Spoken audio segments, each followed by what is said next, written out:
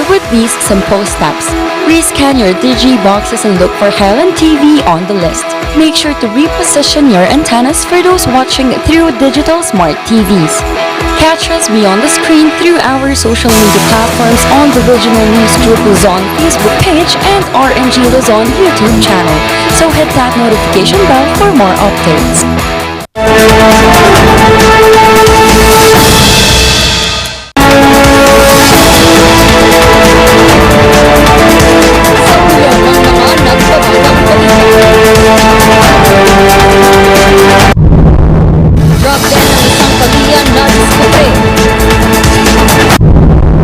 Bagong City Director ng BCPO itinalaga. Mga guro sa Pampanga binigyang hulugan. Mananayaw mula sa Pampanga kauna-unahang Ras Gawad Award. At Daywalk sa Lingayen, Pangasinan, dinanaksa.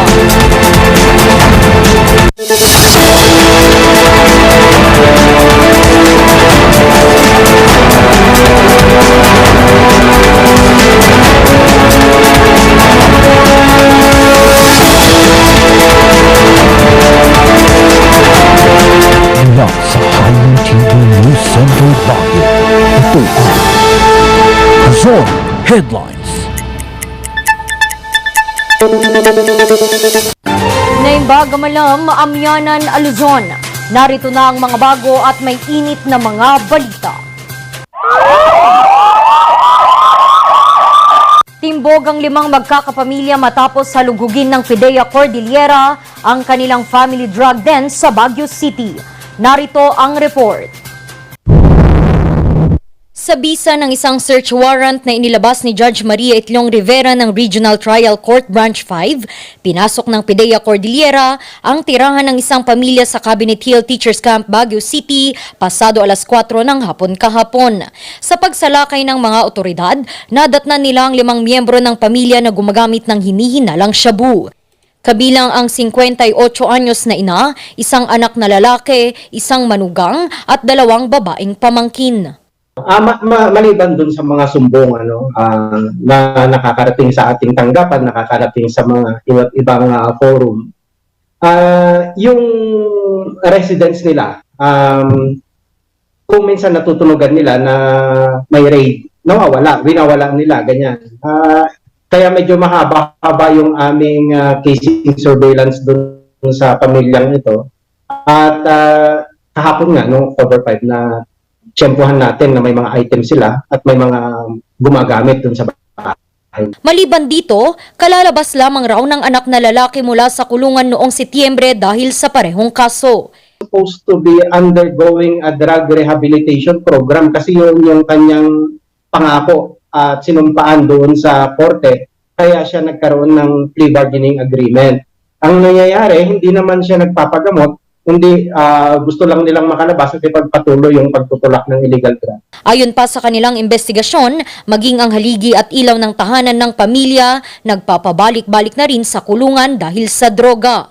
Sa isinagawang operation, aabot sa 102 pesos na halaga ng hinihinalang shabu at ecstasy tablet ang nasabat. Yung mag-ina, katulad ng kanilang ama, ay mga source ng illegal drugs doon sa binabagsakan nila. Makita mo naman yung mga previous arrest nila, hindi lang sila basta-basta gumagamit, nagiging dahilan na rin sila, nagiging source. Ang pagkakahuli raw ng mga ito ay malaking hakbang sa laban kontra droga sa lungsod. Malaking bagay din raw ito para maiiwas ang mga kabataan sa droga. Sa kasalukuyan, nakapiitang pamilya sa PIDEA Car Custodial Facility. Inaasahang bukas ay masasampahan ng 5 magkakapamilya ng paglabag sa Republic Act 9165 o Comprehensive Dangerous Drugs Act of 2002. Randy Guzman para sa Luzon Headlines. Umupo na sa pwesto bilang Baguio City Director ng... bagong! Ang daming B.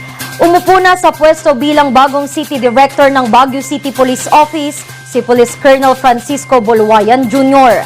Sa kanyang pag-upo, tiniyak nito ang maigting na laban sa droga at krimen. Magbabalita Charles Limon. Naging madamdamin ang turnover ceremony ng liderato ng Baguio City Police Office kahapon. Itinalaga bilang bagong City Director si Police Colonel Francisco Bulwayan Jr. So first of all, I will be meeting all the key personnel. We'll be having a command conference after this activity. And as usual, as the new commanders arrive, we will lay out our what will be our plans and programs for the succeeding days or months. Sa kanyang pagupo, agad nitong iniutos ang pagpapaigting ng seguridad ngayong balik normal na ang lungsod mula sa pandemya. We'll focus on the police visibility, and I think the outgoing city director will establish the prepositioning of our vehicles and our personnel on all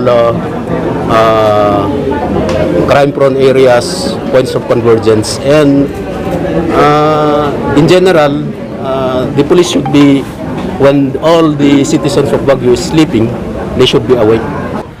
Namuno si Bulwayan bilang Chief ng Regional Personnel and Management Records ng Police Regional Office Cordillera bago ito itinalagang City Director ng BCPO. Mula sa pagiging City Director, pupunan naman ni Police Colonel Glenn Lonogan ang binakanteng pwesto ni Bulwayan. Sa pag-alis ni Lonogan, ipinagmalaki niya ang mga pagkilalang natanggap ng BCPO sa kanyang pag-upo. Isa sa mga major awards na natanggap ng Baguio City Police Office is yung pagka-best ng CMFC Nationwide. Nationwide po yun at ito'y binigay ng Police Service Anniversary sa Kamkame. At ang isa pa po na pinagmamalaki natin is tayo po ang unang City Police Office na nag-apply doon sa institutionalization stage. At nakita nyo naman po yung pinakamaganda dito is hindi lang tayo na-institutionalize, kundi tayo ay nakatanggap ng Gold Eagle Award. Naging maigting si Lonogan sa kampanya kontra droga at ang pagpapababa ng crime volume sa lungsod nang maupo ito noong Hunyo ng nakarang taon. Maliban sa bagong liderato, nabihiyaan din ng Baguio City Police Office ng mga hybrid radio. Transmit voice, so another advantage, it can transmit this video also. Once na video, makikita ni Mayor kung saan naka-deploy o saan naka-assign yung mga IP radio natin. Kung walang signal, hindi rin makakapag. If for example walang signal, meron tayong na-install na repeater sa Santo Tomas, makapag-transmit o makapag-communicate pa din tong radio na to to the existing radio of BCPO. Maaari din itong magsilbing body camera ng mga pulis tuwing may police operation. Balak itong isama sa Smart City Command Center para sa coordination ng police response. Tapos pag-purchase yung trainings kasama niyo. So na-train na po sila ng I think wala pa. I will be referring to the outgoing airborne radio. Aabot sa 100 ang hybrid o IP radio ang ipinili ng pamamagitan sa CCTO at kakalagang mahigit ng 7.2 million pesos. Sa ngayon, ang Baguio City Police Office pa lang ang kauna-unahang police office na gagamit ng naturang teknolohiya sa buong bansa. Charles Nicolimon para sa Luzon Headlines. Digitalization at innovation. Ito ang nakikitang sagot ng DTI upang lalong umunlad at makabangon ang mga MSMEs mula sa epekto ng pandemya. Kung paano, alamin sa kwento ni Sofia Pagaduan. Unti-unting bumabangon ang mga maliliit na negosyo sa Cordillera mula sa epekto ng pandemya. Kaya upang mapabilis ang pagbangon, nagsagawa ang DTI ng Micro, Small, Medium Enterprise Summit para sa plano nito sa mga negosyo sa rehiyon para sa 2023 to 2028. We need therefore to assess to what extent have we been localizing this plan and make it effective in our respective areas? And how much have we contributed to the objectives and targets of this plan?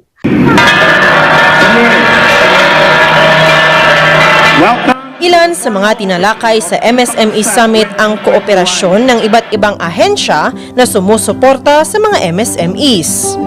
I'm glad that this partnership with the Department of Trade and Industry has continued for so many years. And we have programs such as the Kapatid Mentoring Program, which I'm sure CAR is part of. And we have also one with the Department of Agriculture, the Kapatid Agri Mentors Program. So these programs have been quite effective. It's a public-private partnership. And we bring the mentors, and DTI and the Department of Agriculture bring the mentees. Ikinatuwa naman ng Bureau of Small and Medium Enterprises Development ang pagkamit ng mga adhikain ng National MSME Development Plan para sa taong 2017 to 2022. Nakamit kasi sa plano ang pagkakaroon ng improved business environment, business capacity at business opportunities. Ibinida rin sa Regional MSME Development ang iba't ibang tulong na ibinigay ng ahensya sa mga MSMEs. Ito ay ang mga business roadshows, council quarterly meetings, financial literacy programs, trade fairs at OTOP hubs at marami pang iba. Committed deliverables of our agencies as laid out in the 2017-2022 MSME Development Plan. And we all worked even harder during the height of the COVID-19 pandemic. And we hope to keep that momentum moving forward to the next version of the plan, as we are not off the hook yet. Kaya sa pagbalangkas ng plano ng ahensya para sa 2023 hanggang 2028, target nila ang digitalization at mga innovation ng mga MSMEs. This time around, we wish to leverage on digital technologies widely available on smartphones or computers, such as payment applications to facilitate financing among MSMEs or e-commerce platforms to reach a wider consumer base. Innovation will also be key in empowering MSMEs to create higher value products, to deliver interventions to promote entrepreneurial creativity that leads to new or improved products, processes, and even services. Bagamat wala pang komprehensibong planong nailatag, umaasa ang DTI at mga partner agencies ng kooperasyon ng mga MSME sa pagbangon mula sa pandemya. Sa Pilipinas, 99.51% ng mga negosyo ay kabilang sa micro, small at medium enterprises. 0.5% nito ay kabilang sa medium, 10.3% nito ay sa small at 89.2% nito ay sa micro. Sofia Pagaduan para sa Luzon Headlines. Dahil sa sakripisyo ng pagtuturo ng ilang guro sa Pampanga, ginawaran ang mga ito ng Corona at SASH sa pagdiriwang ng World Teachers Day. Magbabalita Gracie Rutaw. Hindi biro ang pagtuturo sa paaralan na laging binabaha. Tulad dito sa Dalan Baliti Elementary School sa Barangay Santa Maria sa bayan ng Macabebe sa Pampanga. Kaya bilang sukli sa lahat ng sakripisyo ng mga guro, nagkaroon ng surprise program at recognition para sa kanila. Ginawang memorable at unique ang World Teachers Day sa pamamagitan ng pagbibigay parangal sa bawat teacher. Binigyan sila ng crown, sash, plaque at bouquet of flowers at kinantahan pa ng awitin na may pamagat na handog na sumasalamin sa kadakilaan ng bawat guro na tunay na huwarang bayani ng ating bayan. Layo ng programa na ipakita at iparamdam sa mga teachers na kahit mahirap man ang sitwasyon sa paaralan ay nararapat na parangalan at kilalanin sila sa paraan na hinding-hindi nila makakalimutan. Gracie Rutaw para sa Luzon Headlines. Iba't ibang aktibidad ang isinagawa upang maipalaganap pa ang kultura ng mga Ibaloy. Magbabalita Taj Rosales. Maaga pa lamang ay nagtipon-tipon na ang mga kalahok ng pusal ni Ibaloy ngayong araw. Tutok sila sa pakikinig sa kanilang sinabong guro. Dayon dayay mo dayay kahar-harwis nga sunugan da mga dadati salang singganda Deda dari matintinag isura jati bayu unday ijay taltagan nga punana. Kabilang sa mga ito si Sailin, na interesado sa kultura ng Ibaloy. Kasi yung sabi sa akin kasi ng nanay ko dati daw kasi yung black white daw yung ganung suot, yung parang pupunta daw, yung kunyari kung may pupuntan silang patay, ganun black and white daw ang susuotin to respect daw needed. Itinuro rin sa mga kalahok ang iba't ibang kagamitan ng mga Ibaloy mula pa noong araw. Ritual nga mararamid kat ada di ako na patbat. Yung mga gamit noon, hindi na ginagamit ngayon. Pero siguro parang ma-appreciate lang ng mga kabataan ngayon kung ano ang mga nakaraan.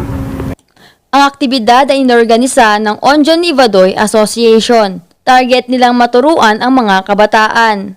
Nagkaroon na kasi ng face-to-face ngayon, sana ng mga kabataan talaga. Yun ang namin. Tapos itong mga lahat naman, kasi itong natin dito sa clans, gusto nating ma-update sana. Ma-update and then malaman ng bawat clan, bawat pamilya kung paano kami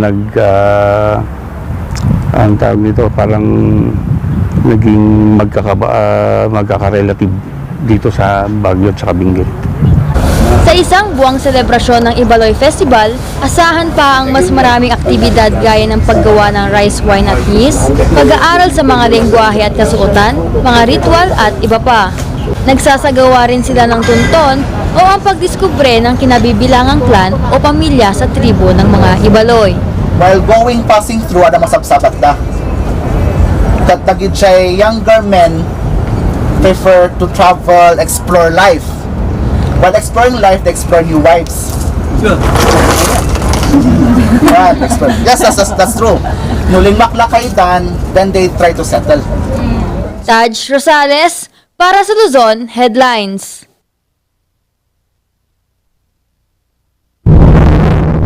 Susunod, mananayaw mula sa Pampanga, kauna-unahang Hiyas Gawad Awardee. Yan at iba pang mga balita. Abangan!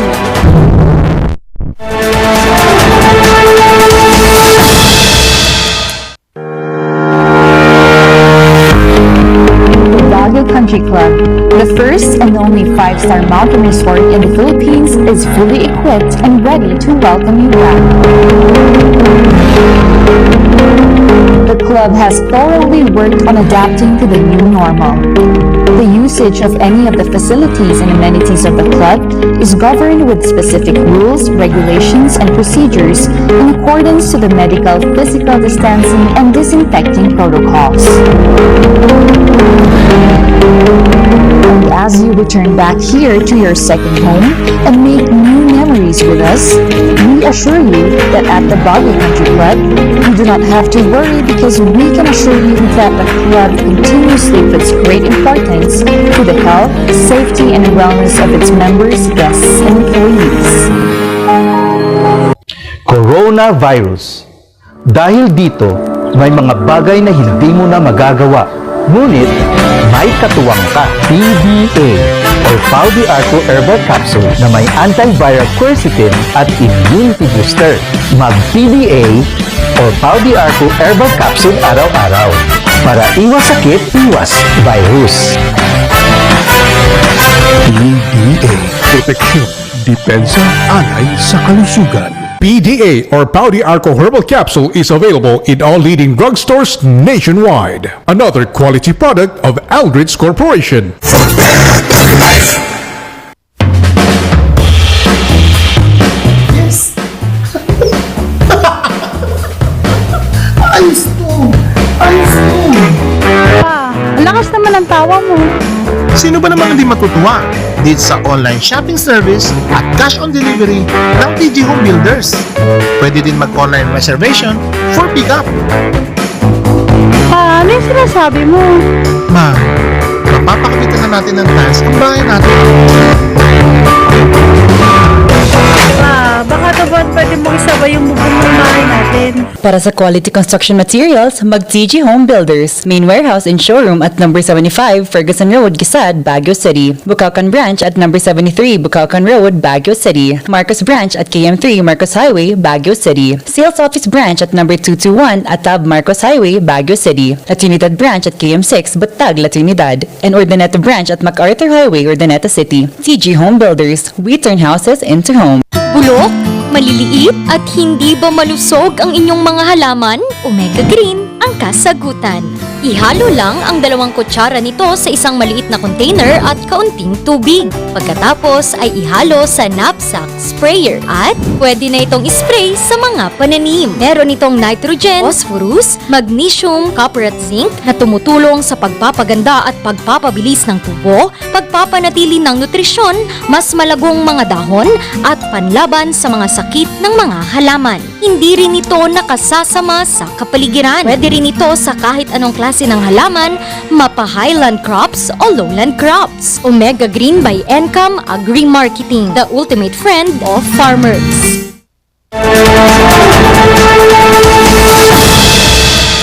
Isang alagad ng sining mula sa Pampanga ang hinirang na outstanding artist sa kauna-unahang HIAS Award. May kwento si Jody David. Kolehiyo pa lamang si Peter na humaling na siya sa pagsasayaw. During my college days, I was a member of a dance company, of the school. So from there, I was able to explore. Nang mag-40 anyos, naging isa na siyang formal na dance choreographer sa mga pagdiriwang. Marami na raw siyang naturuan, kabilang ang mga kabataang walang pera para sa mga dance lessons. But I am now focused on the less privileged children, if we're going to give siguro mga konting time, to these children, baka naman magkaroon ng hope or magkaroon sila ng pagbabago. I started also giving free training in the community so that those who will decide to go to college, at least ready sila.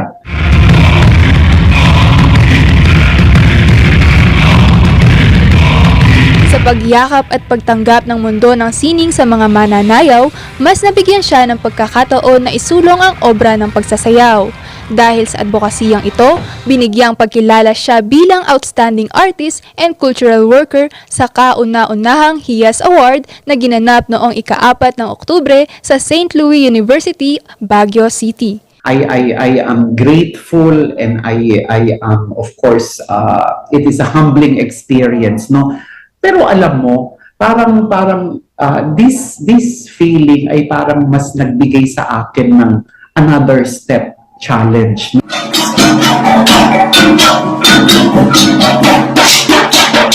At para mas maisulong ang sining at obra, isang museo ang kanyang binuksan. Naglalaman ito ng iba't ibang mga obra at iba pang lumang mga kagamitan. Layon nitong ipakita sa lahat ng bibisita ang kagandahan ng mundo ng sining. Jody David para sa Luzon Headlines.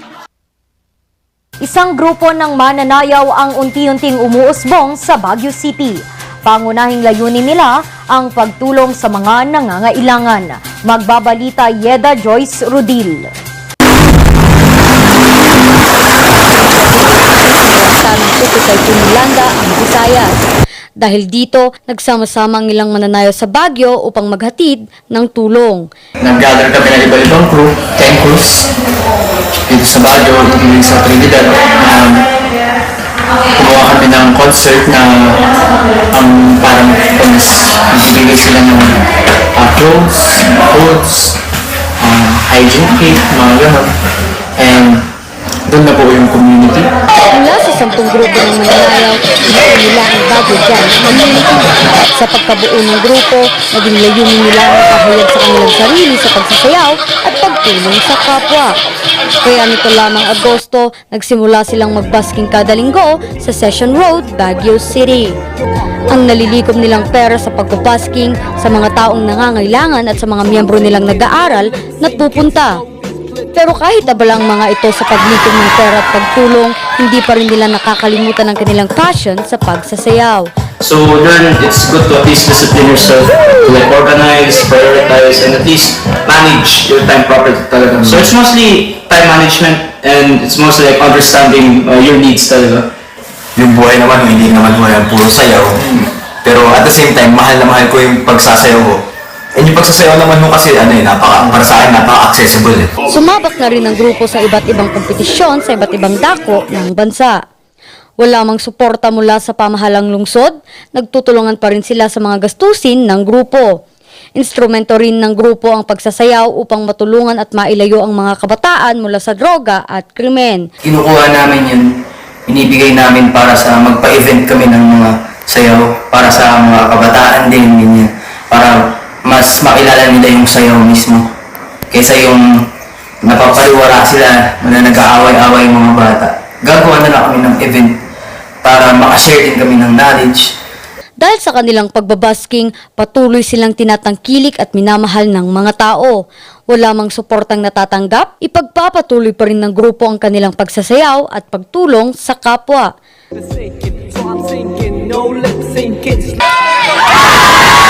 Iya de Joyce Rudil para sa Luzon Headlines.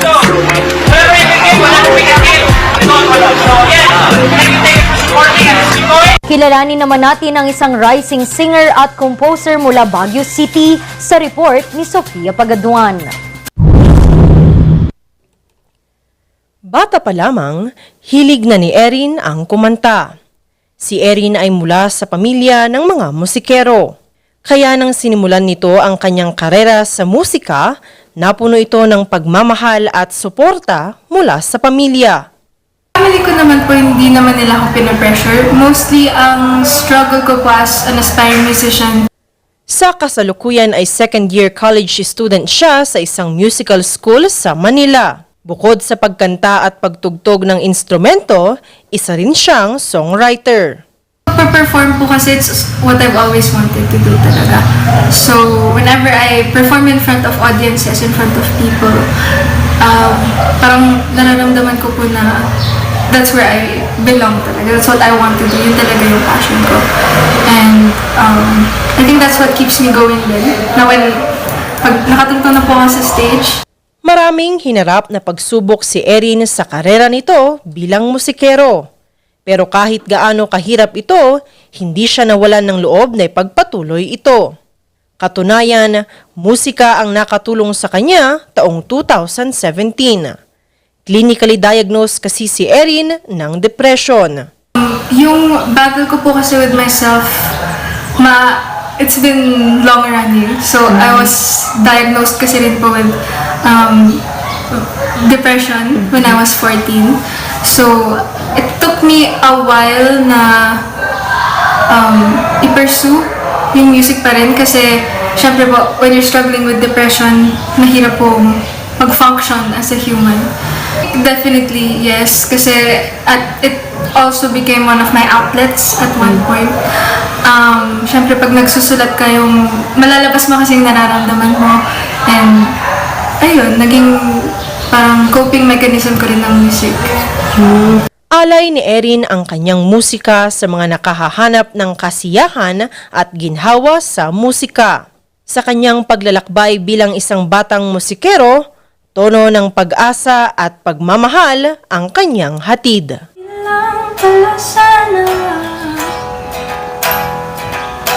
Di na lang pala sana ako pumipig sa'yo. Di na lang pala sana. Sofia Pagaduan para sa Luzon Headlines.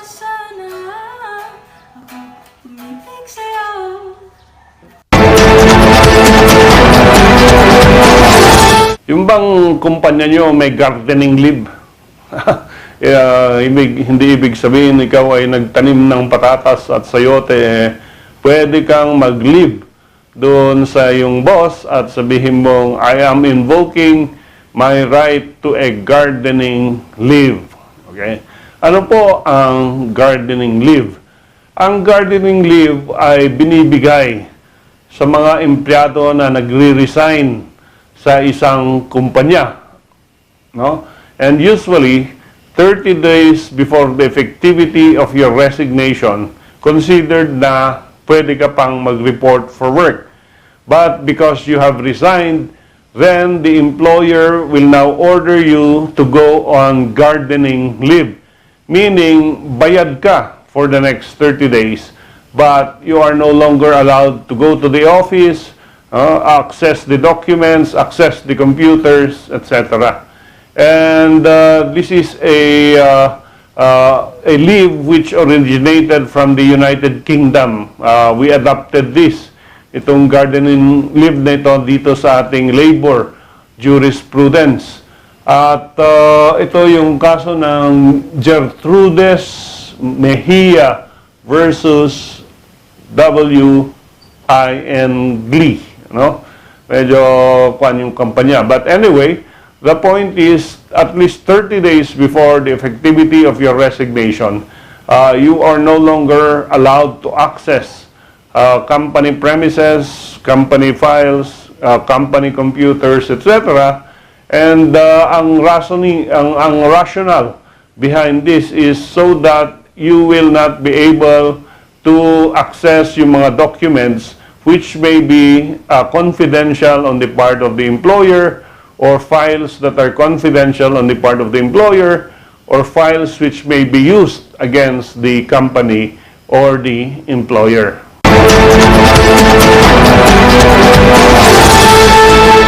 Ang bahaging ito ay hatid sa inyo ng Pines Estate and Gaming Corporation. Baywalk sa Lingayen, Pangasinan, dinadagsa. Ang kwento susunod na.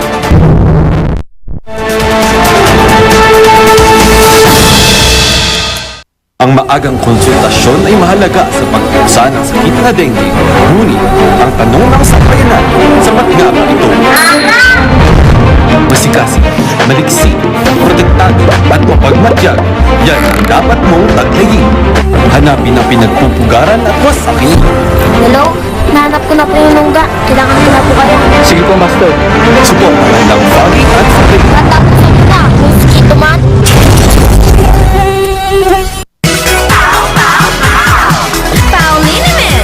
Masakit ba ang likod, ang kasu-kasuan? Namimitig o masakit ang iyong kalamnan? May rayuma, arthritis o nahihilo? May stiff neck, flatulence o masakit ang ulo? Sa Pauliniment, ginhaway, garantisado. Pauliniment, isang pahid ka lang. Try mo lang out sa Pau!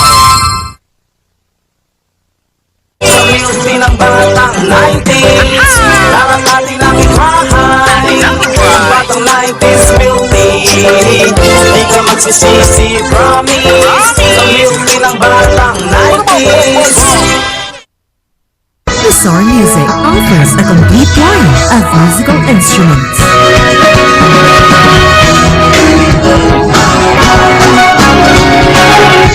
Bizarre Music, Baguio's pioneer in online music and art lessons.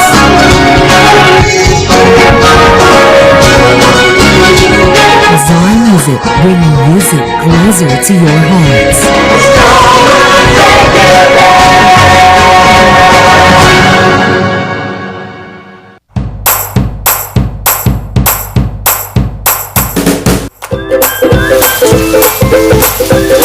Bestsellers that we have are the pork sisig, sizzling liempo, quarter leg, and then we have the sizzling beef pares as well.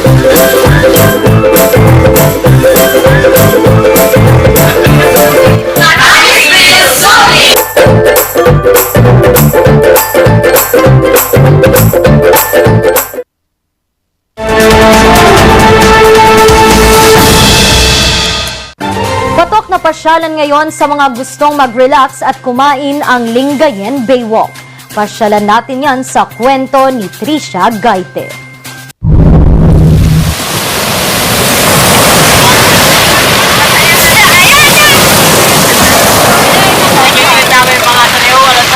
Hampas ng alon, mga tawang tila musika at mga ngiting hindi maipinta.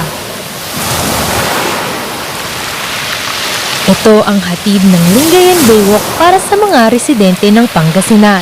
Isa sa mga namasyal dito si Milky mula pa sa Anda, Pangasinan. Andito ako para sa thesis namin and parang gusto namin is mag-unwind din. Then, I think nakuha ko naman yung gusto kong yung purpose ko na ma-unwind. And so, nakaka-relax po.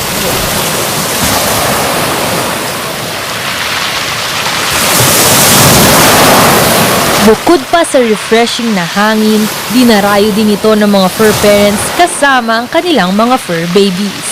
Peaceful, tapos ang refreshing, tapos masyadong mahangin dito kaya hindi masyadong mai-stress yung fur babies namin pag dinagwalk namin. Ayon kay Kenneth Soriano ng Municipal Tourism Office ng Lingayen, maraming aktibidad ang hatid ng Baywalk sa mga bumibisita. Pwede rin po kayong pumasyal sa Lingayen Baywalk ng hapon during sunset at pwede po kayong mamasyal sa gilid po ng dagat at the same time pwede rin po kayong mag-bike at mag-jogging po sa ating Lingayen Baywalk. Kadalasang dinadagsa ang Baywalk tuwing hapon. Kaya, malaking tulong ang Baywalk para sa mga maliliit na negosyo gaya ng tindera na si Janet. Ito para sa amin kasi lalo na may anak kong pinapaaral. Lalo na Sabado-Linggo, ubos lagi. Pag mga ibang araw, minsan ubos, minsan hindi. Kalaban lang namin pag ulan, yun lang. Pag may ulan, wala. Sa maliit na parte ng Pangasinan ay makikita ang nakatagong paraiso na maaaring pagmulan ng mga alaalang hindi malilimutan. Kahit anong pagod at hirap ang nararamdaman, papawiin yan ng Lingayen Baywalk.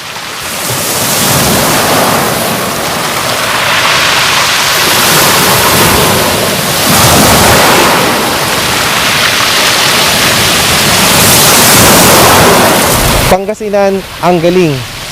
Trisha Gaite para sa Luzon Headlines. At yan ang mga balitang nakalap ng Luzon Headlines ngayong araw. Muli, maraming salamat at magandang gabi sa ating lahat.